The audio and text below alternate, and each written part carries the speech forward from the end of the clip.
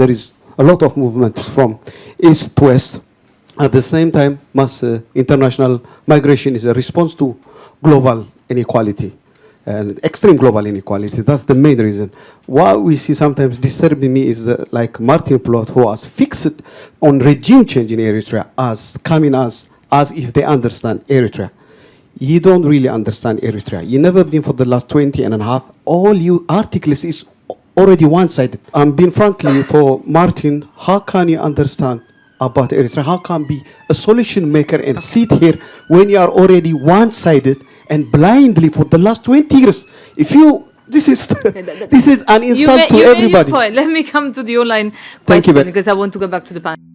On the 2nd of November 2016, an event was held on Eritrea, titled, UK Approach to Eritrean Refugees, What is the Reality on the Ground?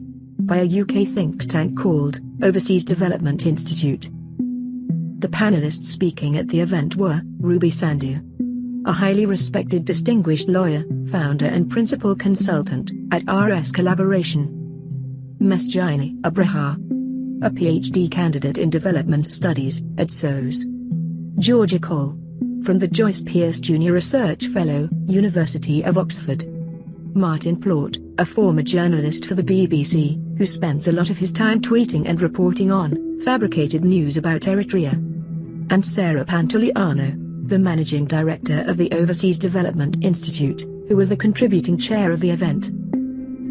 One of the main concerns for a number of those attending the event was that, how can a person who fabricates news, who wishes and fantasizes of regime change in Eritrea be taken seriously, or be a credible source to speak on Eritrean matters?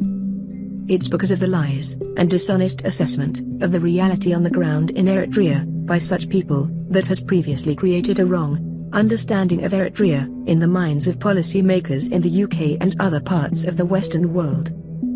This wrong understanding of Eritrea, however, has been changing over the years, with a number of European countries deciding to engage more with Eritrea and had sent fact-finding missions to the country, in which the reality on the ground and their findings turn out to be the complete opposite from what's propagated by the mainstream media, by certain NGOs and individuals. But there's still this misunderstanding when it comes to certain Eritrean matters/topics.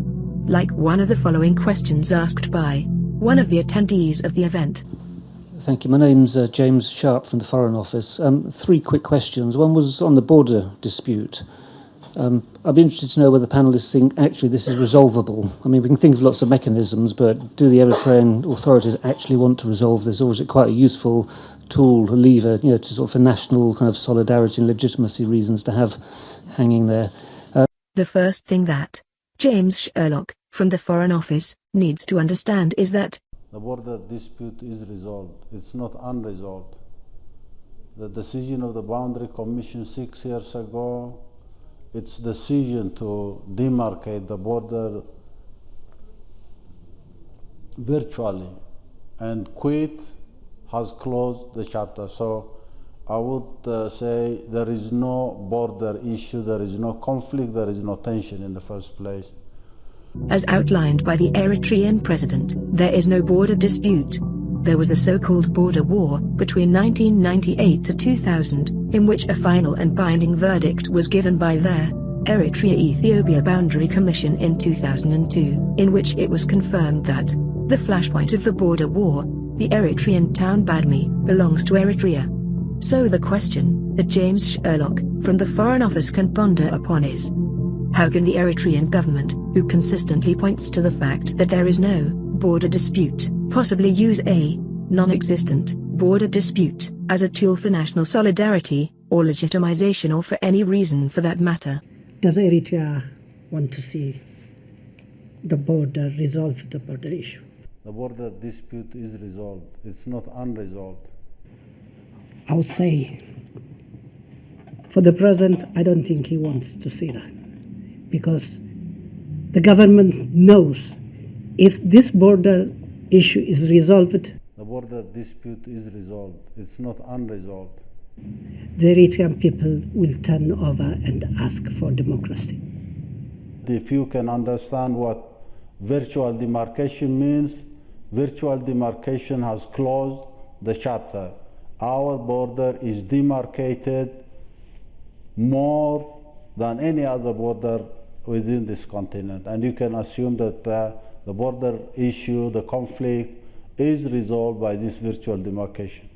Because by nature, as I have mentioned earlier, Eritrean people is a democratic society and want to see democracy. But now, there is a narrative in Eritrea that says, if we crack our unity, then the Ethiopians will invade. The Ethiopian regime has invaded Eritrea and continues to occupy sovereign Eritrean territories with the support and tacit approval of the United States. It also has, on numerous occasions, made incursions into Eritrea. The incursion on 12th of June 2016, in which the regime lost hundreds of its troops and cost Eritrea 18 of her precious sons, is just one recent example. It has also, on numerous occasions, publicly announced in the past that it had and intended in the future to attack Eritrea, and has even openly bragged about its illegal/criminal activity. The Ethiopian Ministry of Defense took offensive measures on Eritrean military camps, the camps at Ramud, Gimbi and Galhabio, located 14 to 18 kilometers away from the border in Eritrea. The ministry underscored that similar measures will be taken. There you have it, you can hear it, coming straight from the horse's mouth. So what are you talking about, Mr. Abraha? Why are you being dishonest/lying? Is it a lack of understanding, or a deliberate disinformation on your part? And this is the fear of the Eritrean people. Therefore, I would say the same is for Ethiopia. If that border is resolved, the border dispute is resolved. It's not unresolved. Then the Ethiopian people will ask for greater democracy and for justice. The Ethiopian people have been and are calling for democracy and justice for a while now. So again, what are you talking about, Mr. Abraha? Why are you being dishonest? The overwhelming majority of Ethiopians never even knew anything about the Eritrean town, Badme, before the criminal TPLF regime dragged Ethiopia and its people into a devastating war. The non-existent border dispute has never been a major issue for the Ethiopian people. Their message is loud and clear.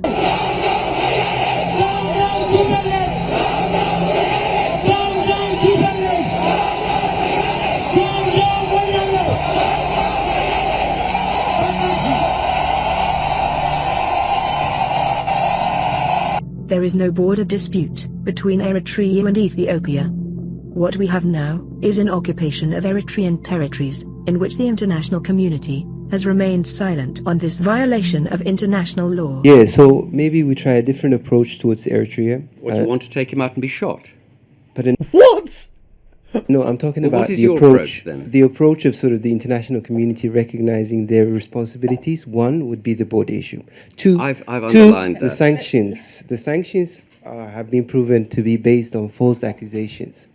So this shows quite evident that the international community, like you say, is not willing to help Eritrea's problems. In fact, might be a root cause to Eritrean refugees. So if UK wants to understand it, maybe it would be a good idea to target the problem from the root rather than the branches. One would be the border issue and the sanctions. Thank you very much, Ms. Keen and Georgia. My question is to Martin and also the other panelists. My understanding is that Martin hasn't been to Eritrea for over a decade. So do you not think that your findings or your reports on Eritrea are outdated and quite rightly fabricated to a certain extent? And also, when it comes to the EEBC, you are suggesting that there should be a regime change, quite so in Eritrea more than in Ethiopia from your statements. It's a legal binding document, so it doesn't matter if there's a regime change in Eritrea or Ethiopia. It is something that should be abided by Ethiopia. And I don't understand. If you could explain, please, what is the point of coming to the table when it's already been decided and it's legal and binding, and Ethiopia should adhere to it? So I don't understand where you're coming from to say that there should be a regime change in Ethiopia or for the stalemate to end. Now, the other thing that worries me, James, you were talking about sort of, the border dispute, and I really do echo what Johanna from the embassy was saying. I mean, as a lawyer, we have a schizophrenic approach. On one side, we're talking about the rule of law, and then we're not asking Ethiopia as guarantors through the UN Security Council to adhere to the cessation of hostilities, the Algiers peace agreement, and importantly, the EEBC decision. So I find that a really, it's frustrating. So you say patronising, that's an entirely patronising approach that we take. So, and particularly because Eritrea did adhere to the, the arbitration decision in relation to the disputed Hainish Islands with Yemen. So, if I was the Eritrean government, I'd be a little frustrated by the sort of the.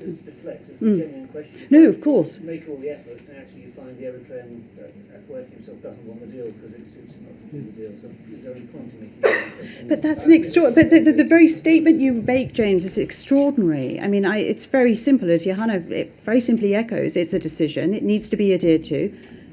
Why are we pontificating about that? But you're. I'm looking at the clock. I've got 3 more panelists to give their views, but we can take that offline and carry on, over wine. But I think we should just focus on the fact that we should, get Ethiopia to adhere to that and then see what happens. But to pontificate and extrapolate on something like that is just, it's extraordinary. So forgive me for being quite sort of candid and direct about that. I just find it frustrating as a lawyer that, there's a judgment, there's a decision, and that where there should be compliance. Right. There's a judgment, a decision, where there should be compliance. And if there is no compliance, necessary punitive measures should have been taken against the non-compliant state, as stipulated in the agreement. But yet, for more than 15 years, Eritrean territories are being occupied, with a deafening silence from the guarantors of the peace agreement. The UN, US, EU, AU, has done nothing. In fact, the victim has been sanctioned on fabricated charges/lies for more than half a decade, while the criminal is rewarded with billions of dollars in aid. A truly travesty of justice. Now moving on to one of the other questions of Mr. Sherlock. Is Ethiopia actually any better than Eritrea in the way they treat their people? I mean, are we kind of victimising Eritrea when actually we should be looking at other countries in the region, including its near neighbour Ethiopia? We know what a lot of people think about Sudan, for example, another neighbour, but what about Ethiopia? And the third one is, can anyone explain to us why there's been such a big reduction in the flows of Eritreans crossing the central Mediterranean this year, which seems to be matched by the number of reduction in Eritreans leaving Eritrea, judging by UNHCR inflow into their camps in Sudan and Ethiopia? We'd love to know the answer. Good questions, James. Well, when it comes to the huge reduction of Eritreans migrating from Eritrea, many experts on this subject are attributing the large decrease of Eritrean migrants partly to the EU-Eritrea cooperation, in which the EU and Eritrea has signed a 5-year agreement in January 2016. The cooperation mainly focuses on the energy sector. It also focuses on public finance management. The experts say such news filters and spreads quickly amongst the people in Eritrea, which in their minds such agreements would create more opportunity for jobs, hence why many choose to abandon their plans to migrate to Europe/the West. Others attribute the decrease in Eritrean migration to the news of a huge increase in wages to national service members. All in all, more engagement from European countries with Eritrea is playing a role in the reduction of Eritrean migration. Hi, the name is Sabla Ephraim, and I'd like to know or get some feedback that the whole issue about the movement of Eritreans from leaving the country is actually a bigger work than just economic or even the national service issue. Is there a concerted effort that is part of the global agenda on Eritrea? That's one thing. Good question, Sebla. There has been this concerted effort by certain NGOs and governments to smuggle Eritreans from their country. the US president and his government being at the spearhead of that concerted effort. I recently renewed sanctions on Eritrea. We're partnering with groups that help women and children escape. We're helping other countries step up their own efforts, and we're seeing results. What results? Gambling with the lives of women and children by helping groups that smuggle them out of their country, only to be stuck and held as prisoners of NGOs and governments in neighboring countries as a source of revenue via donations and funding from your government, who then flee from the corrupt refugee camps in neighboring country to take the long, dangerous, horrifying journey to reach Europe, seeking a better life and a better living standard, of which hundreds of people end up dying while taking that dangerous journey.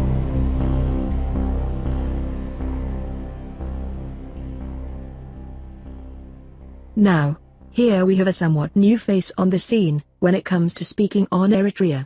Georgia Cole. Although Georgia seems to fairly know what she's talking about, and tries to be balanced / non-biased. But, there are quite a few instances of dishonesty. Can I quickly say to the question about the UK's response? I think this kind of factors into this idea of a recent shift in thinking around Eritrea is also like being very selective around the data that is being used, and so going to the Danish report when that was kind of went against a lot of other information that was out there. What information? Hope you're not referring to the widely discredited reports of the corrupt, politically motivated Commission of Inquiry, in which the reports are filled with lies and propaganda and fake witnesses.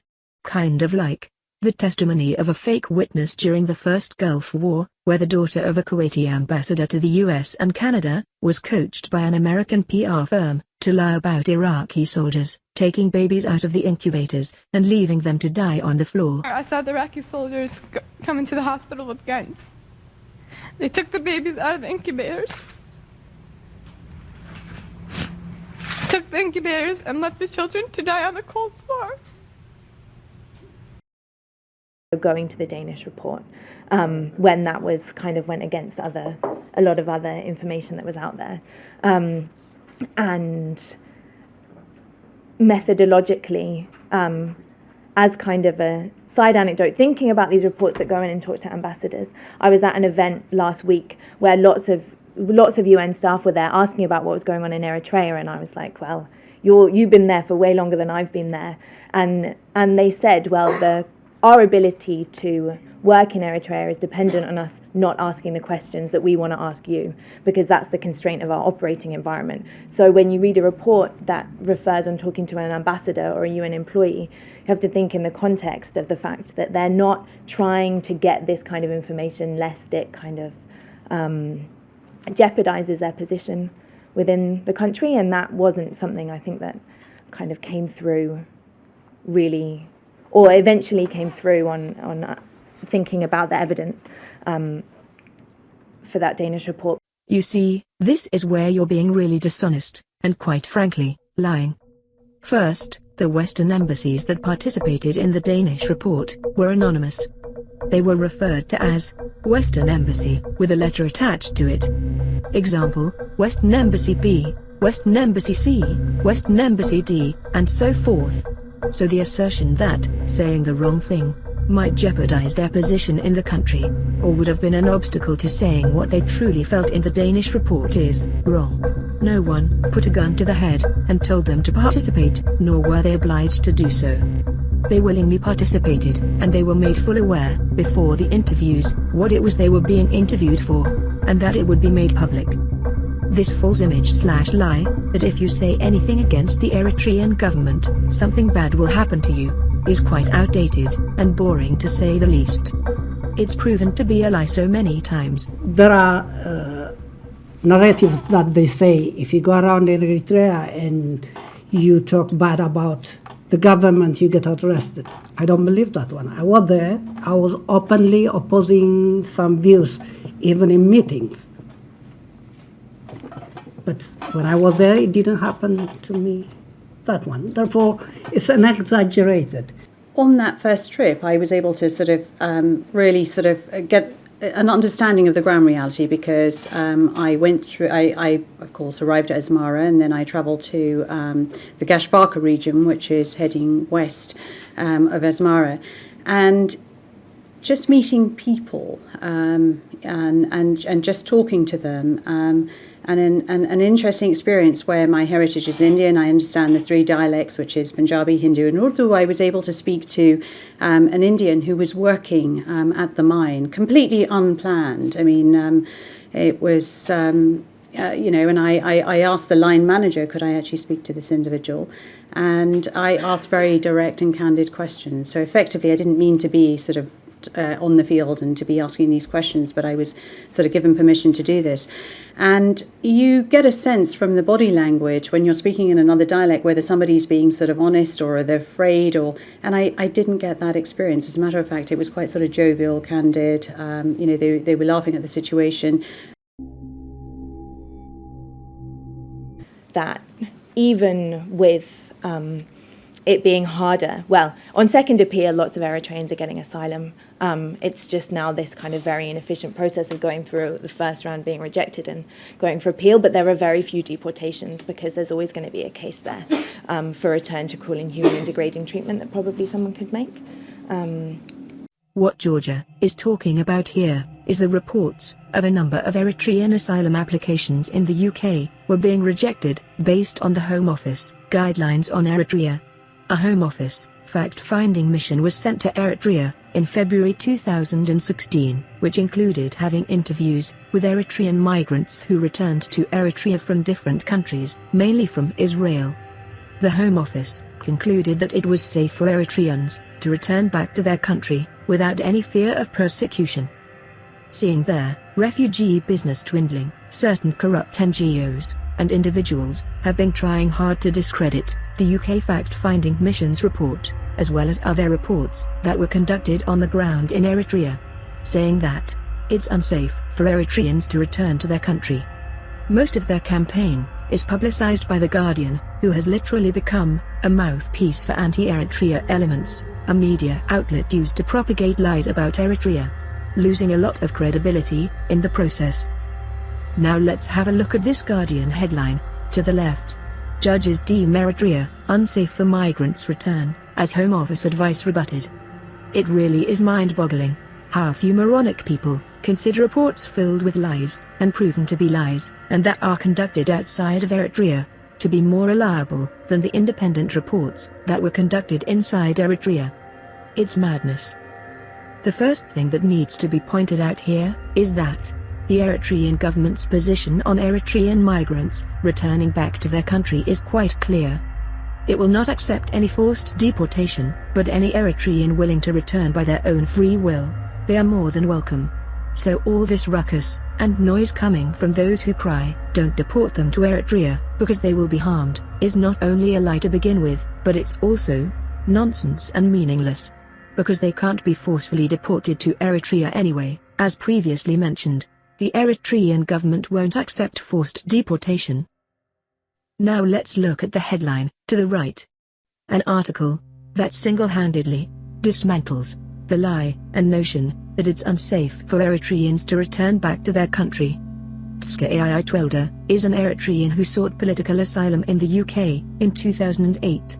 After abandoning the nation that he was representing, Eritrea, in the 2008 IAF World Cross Country Championships, held in Edinburgh. According to the false image and lies that are propagated about Eritrea, if anyone would be persecuted or jailed upon their return to Eritrea, it would be this athlete that would be first in line.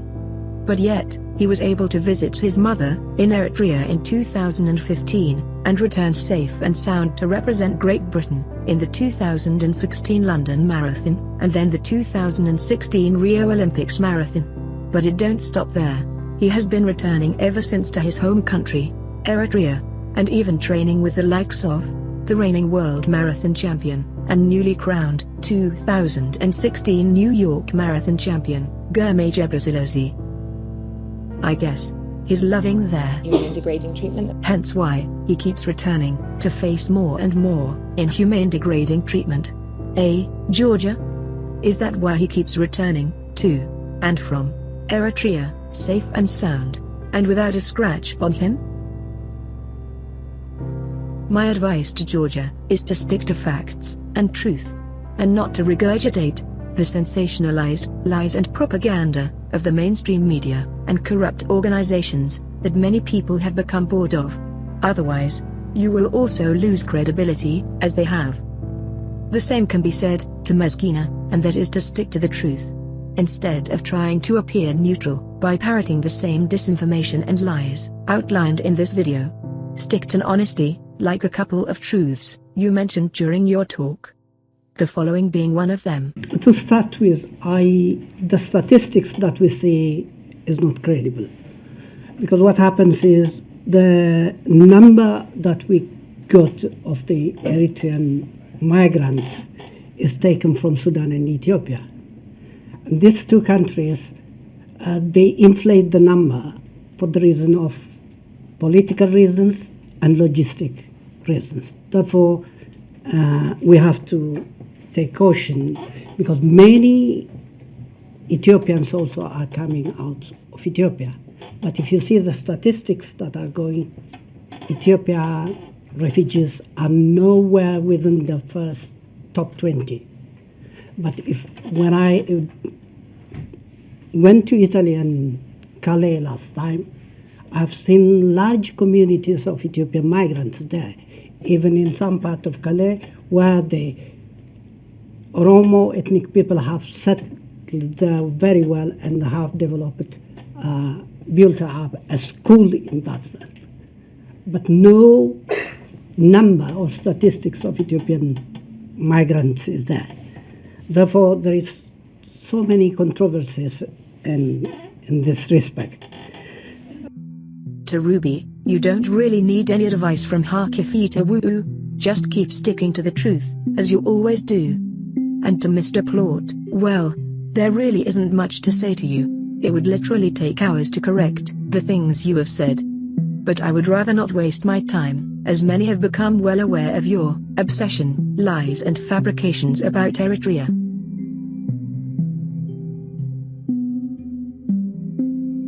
If you're looking for the truth, subscribe and stay tuned for more.